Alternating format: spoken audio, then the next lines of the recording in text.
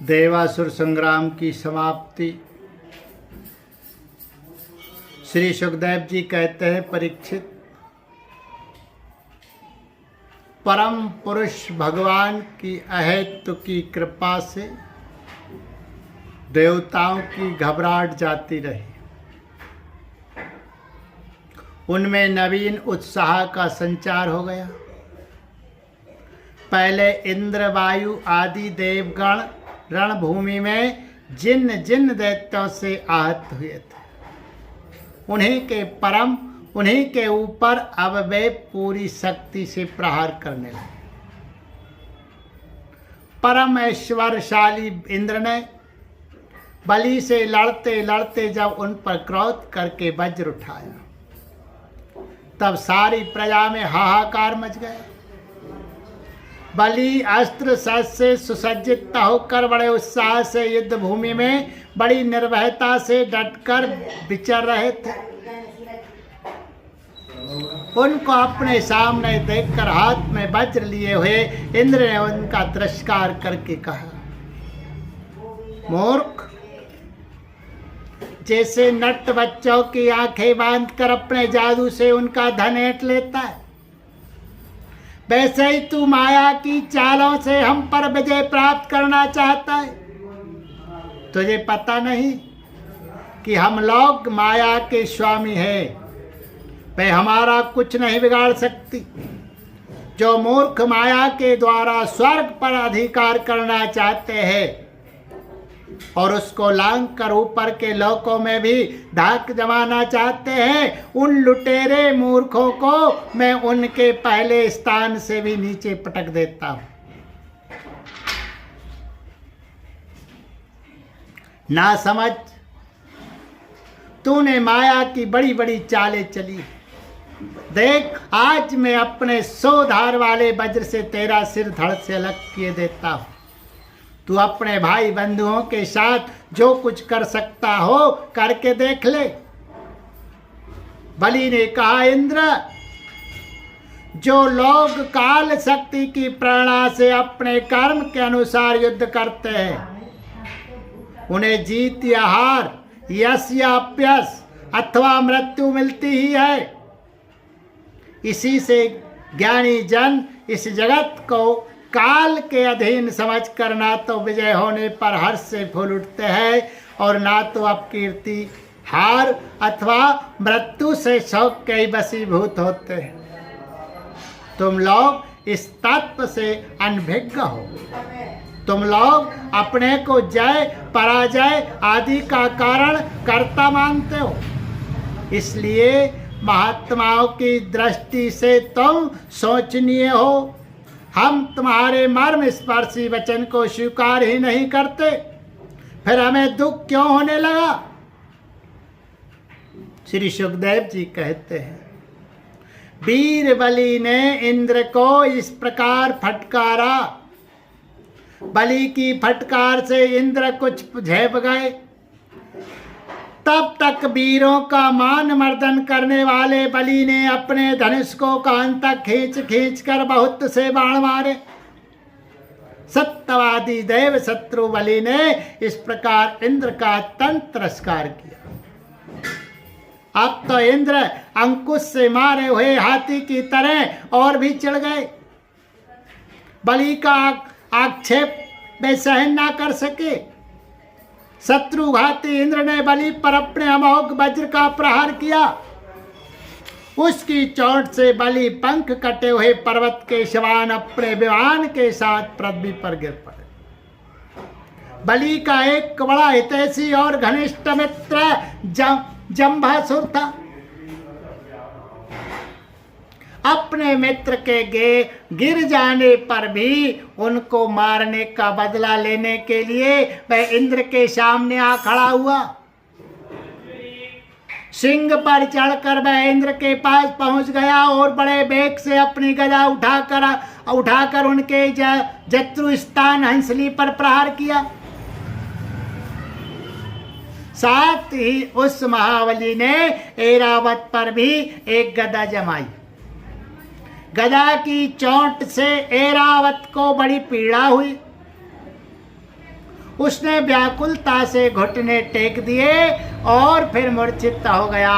उसी समय इंद्र का सारथी मातली 1000 घोड़ों से जुता हुआ रथ ले आया और शक्तिशाली इंद्र ऐरावत को छोड़कर तुरंत रथ पर सवार हो गए। दानव श्रेष्ठ जंभ ने रणभूमि में मातली के इस काम की बड़ी प्रशंसा की और मुस्कुराकर चमकता हुआ त्रिशूल उसके ऊपर चलाया। मातली ने धैर्य के साथ इस असह्य पीड़ा को सह लिया। तब इंद्र ने क्रोधित होकर अपने वज्र से जंबू का सिर काट डाला। जंब का सिर काट डाला। देवर्षि नारद से जंबासुर की मृत्यु का समाचार जानकर उसके भाई बंधु नमूची बल और पाक झटपट रणभूमि में आ पहुंचे।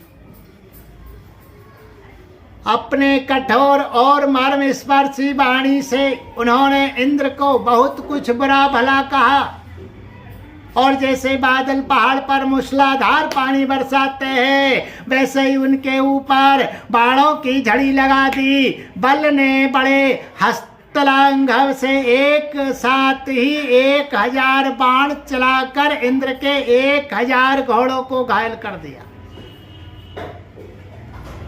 पाक ने 100 बाणों से मातली को और 100 बाणों से रथ के एक एक अंग को छेद डाला। युद्ध भूमि में यह बड़ी अद्भुत घटना हुई कि एक ही बार इतने बाण उसने चढ़ाए और चलाए।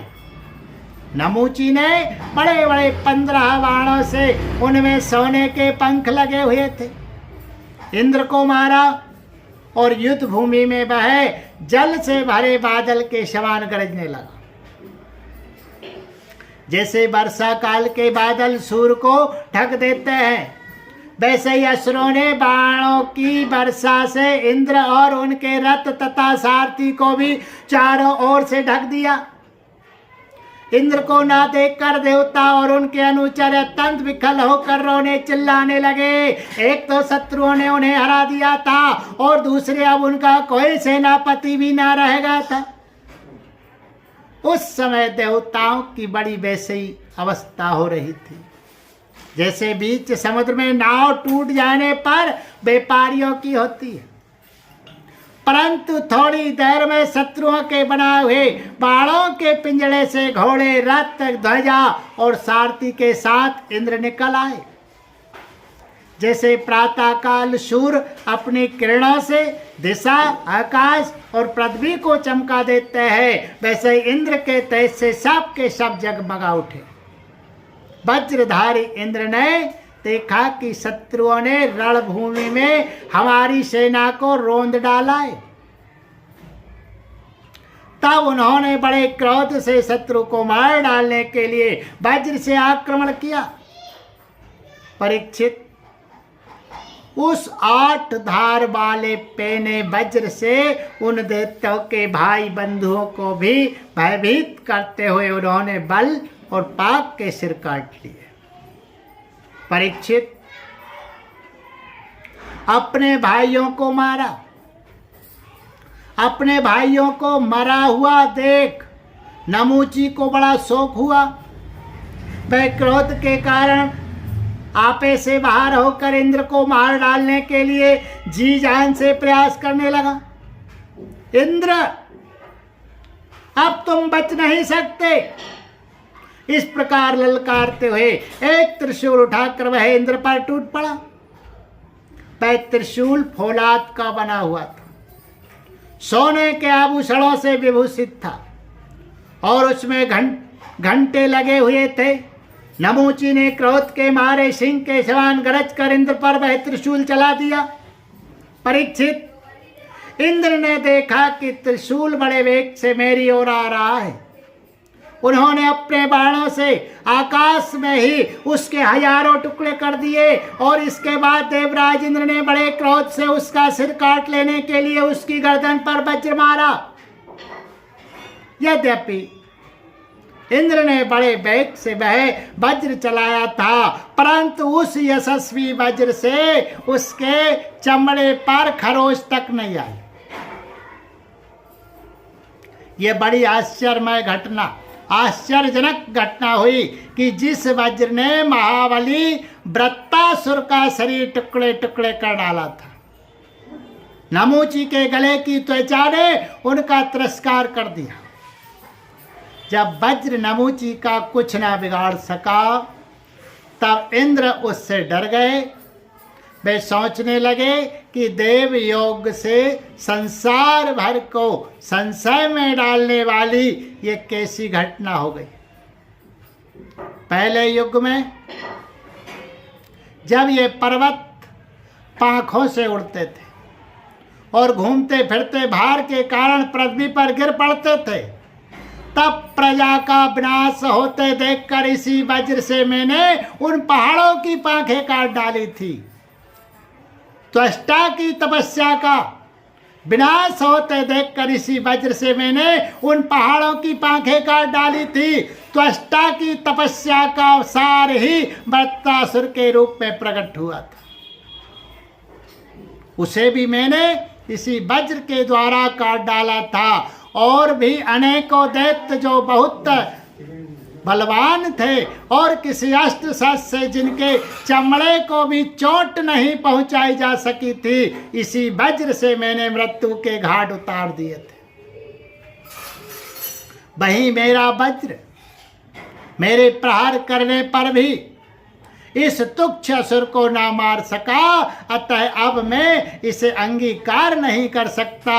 यह ब्रह्म तेज से बड़ा है तो क्या हुआ, अब तो निकम्मा हो चुका है। इस प्रकार इंद्र विषाद करने लगे। उसी समय ये आकाशवाणी हुई, यह दानव ना तो सूखी वस्तुओं से मर सकता है, ना गाली से ना गीली से, इसे मैं वर दे चुका हूं। यह दानव ना तो सूखी वस्तु से मर सकता है ना गीली से, इसे मैं वर दे चुका हूं कि सूखी या गीली वस्तु से तुम्हारी मृत्यु ना होगी। इसलिए इंद्र, इस शत्रु को मारने के लिए अब तुम कोई दूसरा उपाय सोचो। उस आकाशवाणी को सुनकर देवराज इंद्र बड़ी एकाग्रता से विचार करने लगे। सोचते सोचते उन्हें सूझ गया कि समुद्र का फैन तो सूखा भी है गीला भी, इसलिए न उसे सूखा कह सकते हैं न गीला। अतः इंद्र ने उस ना सूखे और ना गीले समुद्र फैन से नमूची का सिर काट डाला। उस समय बड़े बड़े ऋषि मुनि भगवान इंद्र पर पुष्पों की वर्षा और उनकी स्तुति करने लगे। गंधर्व शिरोमणि विश्वावसु तथा परावसु गान करने लगे। देवताओं की दुंदुभियां बजने लगी और नर्तकियां आनंद से नाचने लगी। इसी प्रकार वायु, अग्नि, वरुण आदि दूसरे देवताओं ने भी अपने अस्त्र शस्त्रों से विपक्षियों को वैसे ही मार गिराया जैसे सिंह हरिणों को मार डालते। परीक्षित, इधर ब्रह्मा जी ने देखा कि दानवों का तो सर्वथा नाश हुआ जा रहा है। तब उन्होंने देव ऋषि नारद को देवताओं के पास भेजा और नारद जी ने वहां जाकर देवताओं को लड़ने से रोक दिया। नारद जी ने कहा, देवताओं, भगवान की भुजाओं की छत्र छाया में रहकर आप लोगों ने अमृत प्राप्त कर लिया है और लक्ष्मी जी ने भी अपनी कृपा कौर से आपकी अभिवृद्धि की है, इसलिए आप लोग अब लड़ाई बंद कर दें।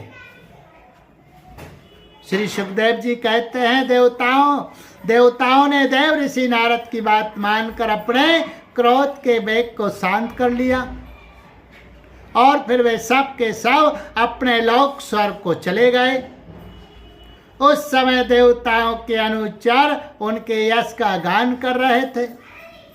युद्ध में बचे हुए दैत्यों ने देव ऋषि नारद की सम्मति से वज्र की चोट से मरे हुए बलि को लेकर अस्ताचल की यात्रा की।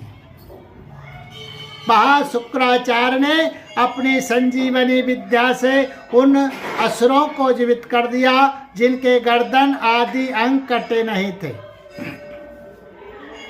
बच रहे थे। शुक्राचार्य के स्पर्श करते ही बलि की इंद्रियों में चेतना और मन में स्मरण शक्ति आ गई। बलि ये बात समझते थे कि संसार में जीवन मृत्यु जय पराजय आदि उलटफेर होते ही रहते हैं, इसलिए पराजित होने पर भी उन्हें किसी प्रकार का खेद नहीं हुआ।